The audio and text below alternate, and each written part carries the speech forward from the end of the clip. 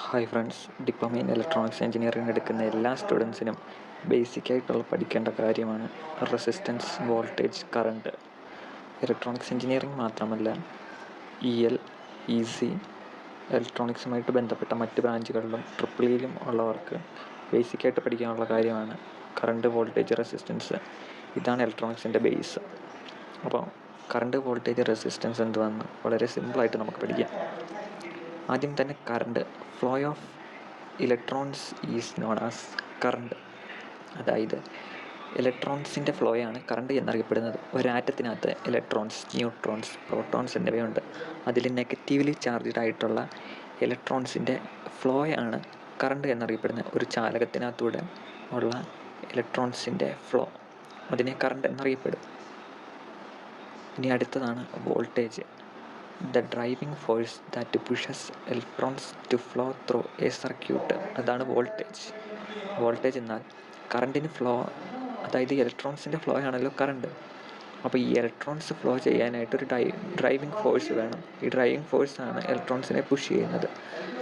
അതായത് ഒരു പൈപ്പിലൂടെ വെള്ളം ഒഴുകാൻ അവിടെ ഒരു പ്രഷർ അല്ലെങ്കിൽ അവിടെ ഒരു ഗ്രാവിറ്റി ആക്ട് ചെയ്യുന്നുണ്ട്, ഒരു ഫോഴ്സ് ആക്ട് ചെയ്യുന്നുണ്ട്. അതുകൊണ്ടാണ് ഉയർന്ന സ്ഥലത്തു നിന്ന് താഴ്ന്ന സ്ഥലത്തേക്ക് വെള്ളം ഒഴുകുന്നത്.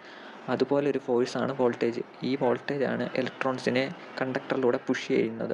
അങ്ങനെ പുഷ് ചെയ്യുമ്പോഴാണ് ഇലക്ട്രോൺസ് ഫ്ലോ ചെയ്യുന്നത്. അങ്ങനെയാണ് ഫ്ലോ ചെയ്യുന്ന ഇലക്ട്രോൺസ് കറണ്ട് ആകുന്നത്. ഇനി ഇത് രണ്ടുമായിട്ട് ബന്ധപ്പെട്ട ഏറ്റവും മെയിൻ ആയിട്ടുള്ള ഒരു പ്രോപ്പർട്ടിയാണ് resistance. Resistance, the property of A conductor that oppose the current flow through it. ഒരു കണ്ടക്ടറിലൂടെയുള്ള കറണ്ട് ഫ്ലോയെ ഒപ്പോസ് ചെയ്യുന്ന പ്രോപ്പർട്ടി, അതാണ് റെസിസ്റ്റൻസ് എന്നറിയപ്പെടുന്നത്. അതായത് ഇലക്ട്രോൺസ് ഒരു കണ്ടക്ടറിലൂടെ ഫ്ലോ ചെയ്യുമ്പം ആ ഫ്ലോ ചെയ്യാനായിട്ട് വോൾട്ടേജ് ആക്ട് ചെയ്യുമ്പം അതിനെതിരായിട്ട് മറ്റൊരു പ്രോപ്പർട്ടി ആ കറണ്ട് ഫ്ലോയെ ഒപ്പോസ് ചെയ്യും. അതിനെയാണ് റെസിസ്റ്റൻസ് എന്ന് പറയുന്നത്. അതായത് റോഡിലൂടെ വണ്ടി ഓടുമ്പോൾ വണ്ടിക്കെതിരായി ഒരു റെസിസ്റ്റൻസ്, ഒരു ഫോഴ്സ് ആക്ട് ചെയ്യും. അതായത് ഫ്രിക്ഷൻ എന്നറിയപ്പെടുന്ന പോലെ ഒരു ഫോഴ്സ്. അങ്ങനെ ഒരു ഫോഴ്സാണ് ഇവിടെ റെസിസ്റ്റൻസ് എന്നറിയപ്പെടുന്നത്. The property of A conductor that oppose the current flow through it. ഒരു ചാലകത്തിലൂടെയുള്ള കറണ്ട് ഫ്ലോയെ ഒപ്പോസ് ചെയ്യുന്നൊരു ഫോഴ്സ്, അതാണ് റെസിസ്റ്റൻസ്. ഇനി റെസിസ്റ്റൻസ് എന്നത് കണ്ടക്ടറിനെ ബേസ് ചെയ്താണ്. അതായത് കണ്ടക്ടറിൻ്റെ ലെങ്ത് കൂടിയാൽ റെസിസ്റ്റൻസ് കൂടും, കണ്ടക്ടറിൻ്റെ ലെങ്ത് കുറഞ്ഞാൽ റെസിസ്റ്റൻസ് കുറയും. ഇനി കണ്ടക്ടറിൻ്റെ വിഡ്ത്ത് കൂടിയാൽ റെസിസ്റ്റൻസ് കുറയും, കണ്ടക്ടറിൻ്റെ വിഡ്ത്ത് കുറഞ്ഞാൽ റെസിസ്റ്റൻസ് കൂടും. അത് തമ്മിൽ ബന്ധപ്പെട്ട് കിടക്കുന്നു. ഇതാണ് ഇതിൻ്റെ ബേസിക് കാര്യങ്ങൾ. എല്ലാവർക്കും മനസ്സിലായെന്ന് വിചാരിക്കുന്നു.